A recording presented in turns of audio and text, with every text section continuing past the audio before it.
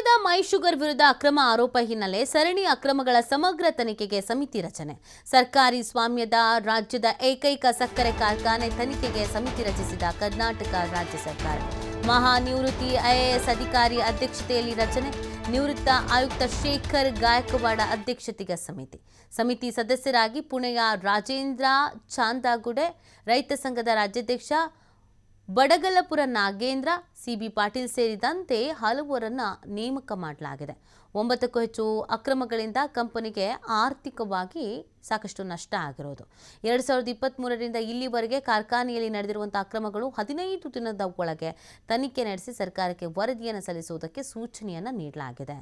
ಕಬ್ಬು ಕಟಾವು ಮುಂಗಡ ಪಾವತಿ, ಕಟಾವು ಸಾಗಣೆ, ಕಬ್ಬಿನ ತೂಕ, ಹಣ ಪಾವತಿಯಲ್ಲಿ ಅಕ್ರಮವೆಸಗಿ ಆರ್ಥಿಕ ನಷ್ಟ, ಗುತ್ತಿಗೆ ಹೊರಗುತ್ತಿಗೆ ನೌಕರರ ನೇಮಕಾತಿಯಲ್ಲಿ ಅಕ್ರಮ, ಮೀಸಲಾತಿ ಉಲ್ಲಂಘನೆ, 2023-24ನೇ ಸಾಲಿನಲ್ಲಿ ಕಡಿಮೆ ಬೆಲೆಗೆ ಸಕ್ಕರೆ ಮಾರಾಟ ಆರೋಪ, ಪೈಪ್ಲೈನ್ ಅಳವಡಿಕೆ, ಕಂಪನಿ ಜಾಗವನ್ನು ಅಕ್ರಮವಾಗಿ ಗುತ್ತಿಗೆ ನೀಡಿ ಆರ್ಥಿಕ ನಷ್ಟ, ಸರ್ಕಾರಿ ಆದೇಶ ಉಲ್ಲಂಘಿಸಿ ನಿವೃತ್ತ ನೌಕರರ ಪುನರ್ ನೇಮಕ, ಹೀಗೆ ಹಲವು ಆರೋಪಗಳ ಸಂಬಂಧ ಸರ್ಕಾರಕ್ಕೆ ಸಾಲು ದೂರು ನೀಡಿದ್ರು ಸ್ಥಳೀಯರು.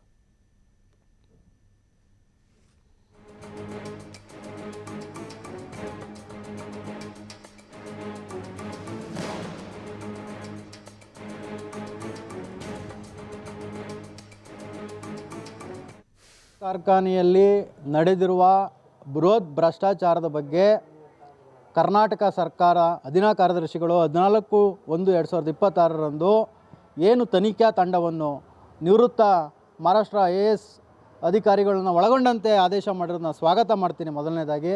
ಆದರೆ ಈ ತನಿಖಾ ತಂಡವನ್ನು ಇಟ್ಕೊಂಡು ತನಿಖಾ ತಂಡದಿಂದ ಹಳ್ಳ ಹಿಡಿಸುವಂಥ ಕೆಲಸ ಸರ್ಕಾರ ಮಾಡಬಾರ್ದು, ಅಧೀನ ಕಾರ್ಯದರ್ಶಿಗಳು ಮಾಡಬಾರ್ದು. ಯಾಕಂದರೆ